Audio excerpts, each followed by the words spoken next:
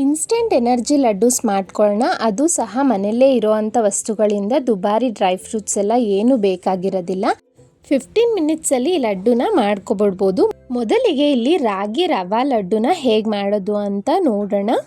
ಈಗ ಸ್ಟವ್ ಹಚ್ಚಿ ಪ್ಯಾನ್ ಇಟ್ಟು ಸ್ಟವ್ನ ಲೋ ಫ್ಲೇಮಲ್ಲಿಟ್ಟು 2 ಟೇಬಲ್ ಸ್ಪೂನ್ ಆಗುವಷ್ಟು ತುಪ್ಪನ ಹಾಕ್ಕೊಳ್ತಾ ಇದ್ದೀನಿ.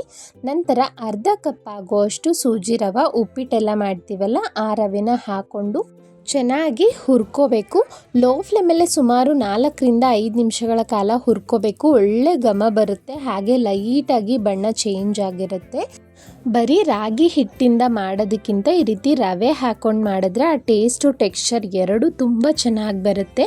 ಅದಕ್ಕೋಸ್ಕರ ರಾಗಿ ಹಿಟ್ಟು ಎಷ್ಟು ತೊಗೋತೀವೋ ಅದರಲ್ಲಿ ಅರ್ಧ ಭಾಗದಷ್ಟು ರವೆನ ತಗೊಳ್ತಾ ಇದ್ದೀನಿ.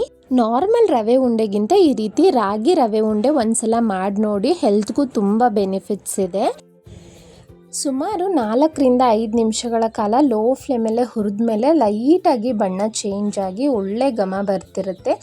ಆ ಟೈಮಲ್ಲಿ ನೀವು 1 ಕಪ್ ಆಗೋಷ್ಟು ರಾಗಿ ಹಿಟ್ಟನ್ನು ಹಾಕ್ಕೊಳ್ಬೇಕು. ರಾಗಿಲಿ ಕ್ಯಾಲ್ಶಿಯಂ ಮತ್ತು ಫೈಬರ್ ಹಾಗೆ ಐರನ್ ಕಂಟೆಂಟು ಸಹ ಇರುತ್ತೆ. ಮಕ್ಕಳಿಗೆ ಯಾವುದಾದ್ರೂ ಒಂದು ಫಾರ್ಮಲ್ಲಿ ಡೈಲಿ ರಾಗಿನ ಮಕ್ಕಳಿಗೆ ಕೊಟ್ಟರೆ ತುಂಬಾ ಒಳ್ಳೆಯದು ಅಲ್ವಾ. ಮಕ್ಕಳು ಸ್ಕೂಲಿಂದ ಬಂದ ತಕ್ಷಣ ಈವ್ನಿಂಗ್ ಸ್ನ್ಯಾಕ್ಸ್ ಆಗಿ ಒಂದೊಂದು ಲಡ್ಡು ಕೊಟ್ಟರು ಸಾಕಾಗುತ್ತೆ. ಇನ್ಸ್ಟೆಂಟ್ ಎನರ್ಜಿ ಕೊಡುತ್ತೆ, ಹಾಗೆ ಬೋನ್ಸ್ಗೆ ಎಲ್ಲ ತುಂಬ ಸ್ಟ್ರೆಂತ್ ಕೊಡುತ್ತೆ. ಒಂದ್ಸಲ ಮಾಡಿದ್ರೆ ಆರಾಮಾಗಿ 1 ವೀಕ್ ಸ್ಟೋರ್ ಮಾಡಿ ಇಟ್ಕೋಬೋದು, ನೀವು ಹಾಳಾಗೋದಿಲ್ಲ. ನೋಡಿ, ರಾಗಿನ ಲೋ ಫ್ಲೇಮಲ್ಲೇ ನೀವು ಹುರಿತಾ ಬಂದರೆ ಈ ಬಣ್ಣ ಚೇಂಜ್ ಆಗಬೇಕು.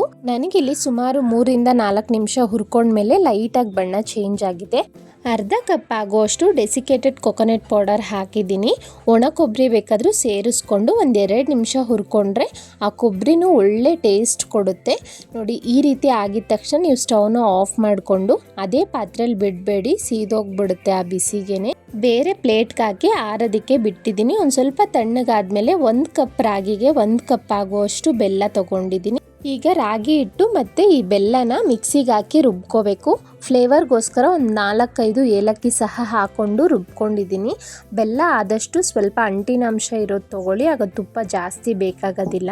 ಎಲ್ಲ ರುಬ್ಕೊಂಡ್ಮೇಲೆ 3 ಟೇಬಲ್ ಸ್ಪೂನ್ ತುಪ್ಪಕ್ಕೆ ನಾನಿಲ್ಲಿ ಡ್ರೈ ಫ್ರೂಟ್ಸ್ನ ಹಾಕಿ ಫ್ರೈ ಮಾಡಿಕೊಂಡು ತುಪ್ಪ ಸಮೇತ ಹಾಕಿ ನೋಡಿ, ಈ ರೀತಿ ಸ್ವಲ್ಪನೇ ಮಿಕ್ಸ್ ಮಾಡ್ತಾ ಉಂಡೆಗಳನ್ನು ಸ್ವಲ್ಪ ಪ್ರೆಷರ್ ಕೊಟ್ಟು ಉಂಡೆ ಕಟ್ಟಬೇಕಾಗುತ್ತೆ. ನೋಡಿ, ಎಷ್ಟು ಬೇಕೋ ಅಷ್ಟು ತುಪ್ಪನ ಹಾಕ್ಕೊಳ್ತಾ ಈ ರೀತಿ ಉಂಡೆ ಮಾಡಿ ಇಟ್ಕೋಬೋದು. 1 ವೀಕ್ವರೆಗೂ ಸ್ಟೋರ್ ಮಾಡ್ಬೋದು. ತುಪ್ಪ ಬೇಡ ಅಂದ್ಕೊಳ್ಳೋರು ನೀವು ಹಾಲು ಅಥವಾ ಬಿಸಿನೀರನ್ನು ಹಾಕಿ ಉಂಡೆನ ಕಟ್ಬೋದು. ಬಟ್ 1 or 2 ಡೇಸ್ ಅಷ್ಟರಲ್ಲಿ ತಿನ್ನಬೇಕು. ನೀವು ಸ್ಟೋರ್ ಮಾಡಿಯೆಲ್ಲ ಇಡೋದಕ್ಕಾಗೋದಿಲ್ಲ. ಟೇಸ್ಟ್ ಅಂತೂ ತುಂಬ ಚೆನ್ನಾಗಿರುತ್ತೆ. ನೆಕ್ಸ್ಟು ಸಿಂಪಲ್ಲಾಗಿ ಎಳ್ಳು ಮತ್ತು ಕಡಲೆ ಬೀಜ ಹಾಕಿ ಉಂಡೆ ಹೇಗೆ ಮಾಡೋದು ಅಂತ ನೋಡೋಣ. ನಾನಿಲ್ಲಿ 1-2 ಟೇಬಲ್ ಸ್ಪೂನ್ ಆಗೋವಷ್ಟು ಒಣ ಕೊಬ್ಬರಿ ತೊಗೊಂಡಿದ್ದೀನಿ. ಲೋ ಫ್ಲೇಮಲ್ಲಿ ಲೈಟಾಗಿ ಬಿಸಿ ಮಾಡ್ಕೊಳ್ಳೋಣ. ಈ ಲಡ್ಡೂಲಿ ಒಳ್ಳೆ ಟೇಸ್ಟ್ ಕೊಡುತ್ತೆ, ಹಾಗೆ ಇನ್ಸ್ಟೆಂಟ್ ಎನರ್ಜಿ ಪ್ರೊವೈಡ್ ಮಾಡುತ್ತೆ.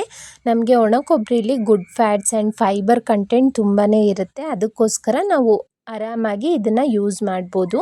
ಈ ರೀತಿ ಬಣ್ಣ ಚೇಂಜ್ ಆಗ್ತಿದ್ದಂತೆ ಒಂದು ಬೌಲ್ಗೆ ತೆಗೆದಿಡಿ. ಈಗ ಅದೇ ಪ್ಯಾನ್ಗೆ ನಾನಿಲ್ಲಿ 1-2 ಟೇಬಲ್ ಸ್ಪೂನ್ ಆಗುವಷ್ಟು ಕಡಲೆ ಬೀಜನ ಹುರ್ಕೊಳ್ತಾ ಇದ್ದೀನಿ.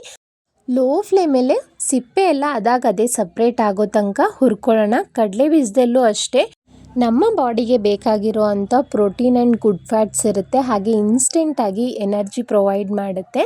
ನಾನಿಲ್ಲಿ ಲೋ ಫ್ಲೇಮಲ್ಲಿ ಸುಮಾರು 3 ಮಿನಿಟ್ಸ್ ಫ್ರೈ ಮಾಡ್ಕೊಂಡಿದ್ದೀನಿ. ನೋಡಿ, ಅದೇ ಸಿಪ್ಪೆ ಎಲ್ಲ ಬಿಡ್ತಾ ಇದೆ.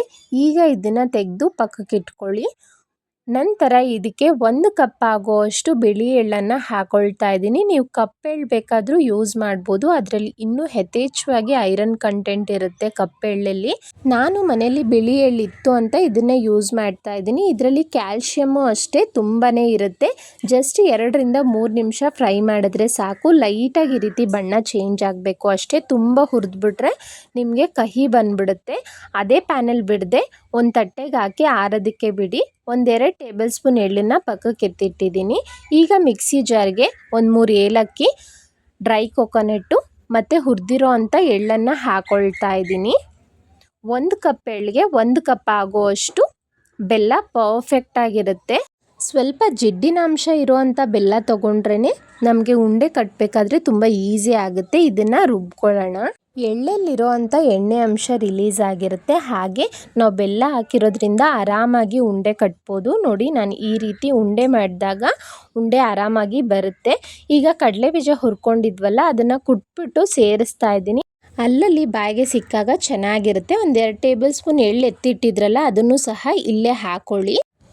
ಈಗೆಲ್ಲವನ್ನು ಒಂದ್ಸಲ ಚೆನ್ನಾಗಿ ಮಿಕ್ಸ್ ಮಾಡಿಕೊಂಡು ನಾನಿಲ್ಲಿ 1 ಟೇಬಲ್ ಸ್ಪೂನ್ ಆಗುವಷ್ಟು ತುಪ್ಪನ ಹಾಕ್ತಾ ಇದ್ದೀನಿ. ಟೇಸ್ಟು ಚೆನ್ನಾಗಿರುತ್ತೆ. ಬೇಡ ಅನ್ನೋರು ಸ್ಕಿಪ್ ಮಾಡ್ಬೋದು. ಇನ್ ಕೇಸ್ ಯಾರಿಗಾದ್ರೂ ಉಂಡೆ ಬರ್ತಿಲ್ಲ ಅನ್ನೋರು ಸಹ ಮಧ್ಯ ಮಧ್ಯ 1 ಟೇಬಲ್ ಸ್ಪೂನ್ ತುಪ್ಪ ಹಾಕ್ಕೊಂಡು ಉಂಡೆಗಳನ್ನು ಕಟ್ಕೋಬೋದು. ಮಕ್ಕಳಿಗೆ ಈವ್ನಿಂಗ್ 1 ಉಂಡೆ ಕೊಟ್ಟರು ಸಾಕಾಗುತ್ತೆ. ಆರಾಮಾಗಿ 10 ಡೇಸ್ ನೀವು ಸ್ಟೋರ್ ಮಾಡಿ ಇಟ್ಕೋಬೋದು. ಇದನ್ನು ಡೈಲಿ ಮಕ್ಕಳಿಗೆ ಡ್ರೈ ಫ್ರೂಟ್ಸೇ ಕೊಡಬೇಕು ಅಂತ ಏನಿಲ್ಲ. ಈ ರೀತಿ ಹೆಲ್ತ್ ಬೆನಿಫಿಟ್ಸ್ ಇರೋ ಅಂತ ಲಡ್ಡುಗಳು ಸಾಕಷ್ಟಿವೆ. ಈ ರೀತಿ ಸಹ ಮಾಡಿ ಸ್ಟೋರ್ ಮಾಡಿ ಇಟ್ಕೊಂಡು ರೆಗ್ಯುಲರ್ ಆಗಿ ಮಕ್ಕಳಿಗೆ ಕೊಡ್ಬೋದು ನೀವು. ನನ್ನ ಚಾನಲಲ್ಲಿ ಇದೇ ರೀತಿ ಹೆಲ್ತಿಯಾಗಿ ಟೇಸ್ಟಿಯಾಗಿರೋ ಅಂಥ ಹಲವಾರು ಸ್ವೀಟ್ಸ್ ರೆಸಿಪೀಸ್ ಸಹ ಇದೆ. ಹಾಗೆ ಲಂಚ್ ಬಾಕ್ಸ್ ರೆಸಿಪಿನೂ ನಾನು ಡೈಲಿ ಅಪ್ಲೋಡ್ ಮಾಡ್ತಿರ್ತೀನಿ. ಇಂಟ್ರೆಸ್ಟ್ ಇರೋರು ಚೆಕ್ ಮಾಡಿ. ಸವಿ ಕಿಚನ್ ಕನ್ನಡ ಚಾನಲ್ನ ಯಾರೆಲ್ಲ ಸಬ್ಸ್ಕ್ರೈಬ್ ಮಾಡಿಲ್ಲ ಪ್ಲೀಸ್ ಸಬ್ಸ್ಕ್ರೈಬ್ ಮಾಡಿ. ಡೈಲಿ ಅಪ್ಡೇಟ್ಗಾಗಿ ಬೆಲ್ ಐಕಾನ್ ಕ್ಲಿಕ್ ಮಾಡ್ತಾ ಈ ವಿಡಿಯೋ ಲೈಕ್ ಮಾಡಿ ನಿಮ್ಮ ಫ್ಯಾಮಿಲಿ ಫ್ರೆಂಡ್ಸ್ಗೆ ಶೇರ್ ಮಾಡಿ. Thank you so much for watching.